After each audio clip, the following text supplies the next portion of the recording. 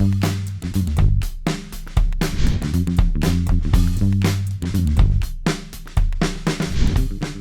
I'm Maggie Gessner. I am with the Ashburn office, and I have been a realtor for 6 years now. I'm Chelsea Beta. I am also in the Ashburn office, and I have been a realtor for about 12 years now. So I work on a team with my mom, and I know, Chelsea, you work on a team with your dad, and everybody wants to know what it's like working with family in this business. I get that question all the time. It is both awesome and hard because I can be so much more candid with my dad than I could with someone who maybe I weren't related to. But sometimes I also struggle with scolding him. Like if there's something that isn't quite the way I want, I really struggle to be like, hey, could you do this differently? Because it's my dad. Especially with technology, right? Because we're trying to get them into the 21st century. Yeah. Are we still in the 21st century? Yeah, we are. I think so. Or maybe we're getting them out of the 21st century and into whatever we're in now. I don't know. Yeah. Anything with technology has been a challenge, at least with me and my mom. With technology on my team, the biggest change has been social media. When I first became an agent, my dad was already a realtor for about 15 years, and he was teaching me so much. And now I am teaching him everything about social media. I definitely feel that too. It's a whole new ball game. I mean, when they first started, they were having to run around and get signatures on paper, whereas now everything is all technological. Yeah. Okay, I want to talk about something that is on everyone's mind, and that is buyer agency. Personally, I love working with buyers, but I know that it is a really hot topic right now. So what has been your experience, Maggie?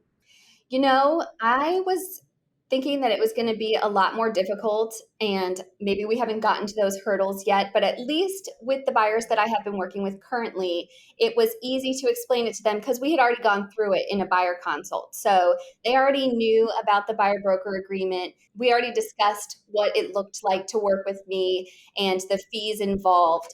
And they were aware that if the seller didn't cover it, that they would have to make up that money. So they went into it knowing that it was going to be a little bit of a change. Yeah, I definitely agree. I think that in Virginia and also at Redwood, we're kind of ahead of the game with that. So not a whole lot is changing for us documentation wise, which is great because I feel like we already have a good grasp on how to handle these tough conversations. So I think that's awesome. Yeah, I agree. As I won't say annoying, as frustrating as it was in the beginning, learning all of the different forms that at least Redwood required, now it's second nature because we have those forms already in place. We already talk to them with our buyers and our sellers, and they're aware of what those look like. Yeah, I agree. I love working with buyers. I think that we bring such a good value to buyers, and it's really awesome to be able to represent them and to answer questions for them. I know I've been getting a lot of questions recently about dual agency, and is it better with this new information to just go straight to the selling agent? And I won't say that I've never done dual agency, but it can be really tricky to do dual agency. And especially as a first time buyer, having a dual agent as your agent, it can be really tricky because there's a little bit less communication that can be had. And so as a buyer's agent, as a designated buyer's agent, it's fantastic to be able to have open, honest, and blunt conversations with your client and to really help represent them. I agree. I love working with buyers. Buyers are amazing and they're excited and they can't wait to get into their new home. They can't wait to view homes. And I totally agree with everything that you just said. The excitement is a really good factor because then they're not as bummed out about the amount of paperwork. They're more willing to do the paperwork because it's exciting now. So actually, it was my last deal, and it was right when all of this NAR stuff was coming out. And it was so obvious to me why people need a buyer's agent during this deal. So my client ended up buying a for sale by owner. And so we were dealing with that on the other side as the seller. And my client was using a power of attorney for her husband who needed her to step in and have that power of attorney. Well, the power of attorney that she had was not durable, what they said, even though it was the only power of attorney that she had. I had to research power of attorneys from head to toe, try to figure out how to make it work. And then the lender who said that they were going to accept it did not end up accepting it. So we were halfway through the deal. It was a quick close, and then the lender wouldn't do it. Trust me, that lender did not. They were not liking when my name came up on that screen because it came up a lot. And if they had been doing it by themselves, there's no way they would have been able to make it work. And we Yeah, were able to close. they would have gotten lost. I love stories like this because so many people don't know how much work that we put into being buyer's agents. You know, there's an old adage that we just open doors, but it's so much more than that. And stories like this are just proof of that. Yes, it's so funny because when this all came out, my husband was like, interview the husbands or the wives, because they really get to hear all of it, the other side of what it looks like, and all of the amount of work that we put in for our buyers and our clients, and the stress that we take on for them so that they don't have to worry about it.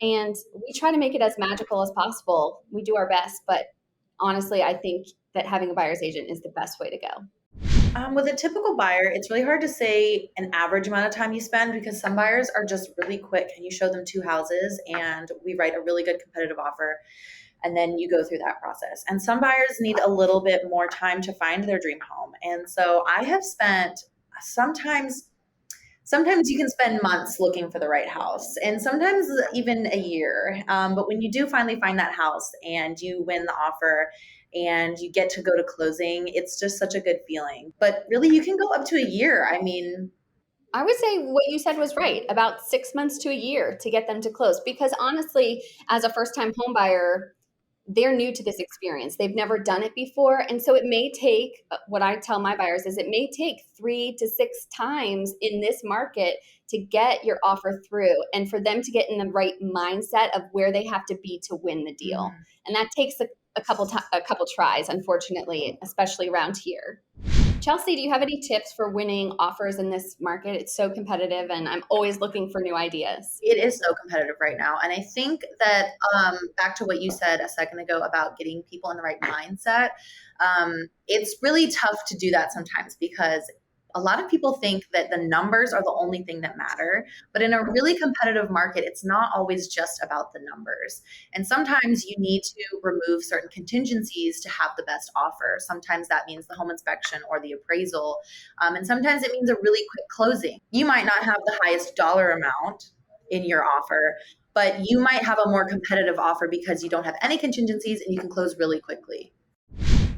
So I don't do events because I honestly just feel like people might not show up. Like I need to bring a lot of value to the table and make it an event that is really exciting and brings people out. And you are so good at that, Maggie. Like what do you do to make that happen? I try to think of things that I would want to do. So, whether that is taking my family roller skating, which may happen hopefully this year, or strawberry picking, that's our next client event, or coming out to a winery or brewery that where they can come out, their kids can play, they can enjoy some food and drinks and just have a good time. Isn't that the most Loudoun County answer? We get to bring your kids to the winery. It's so funny because when people are moving here from a different state and we say people love to take their kids to wineries on the weekend, I get the craziest looks. But it's true. Wineries make great event venues. I should really look into that. It is true. It's so, and it is funny that people don't understand that. Welcome to Loudoun County.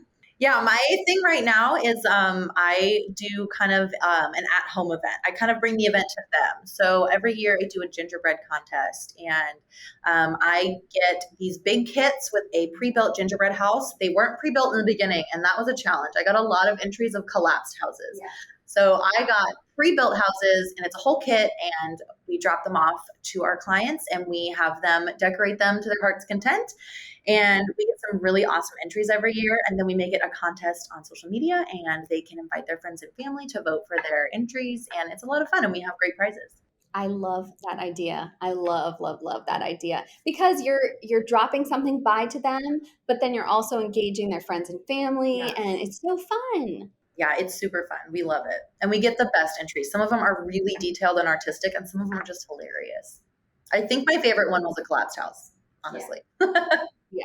That would be mine. But the pre-made houses are the best because you don't have to worry about sticking them together. So every year, it is my biggest push on social media to do that event. It brings in the most new views on my account because I'm really asking my clients to share their entry. But at the end of the day, I'm really bringing those people to my page. And so I usually get a lot of interest and involvement. And then those people see that I am active in the community and that I am a super fun agent. And then they'll reach out to me because of it. So I really like doing this event.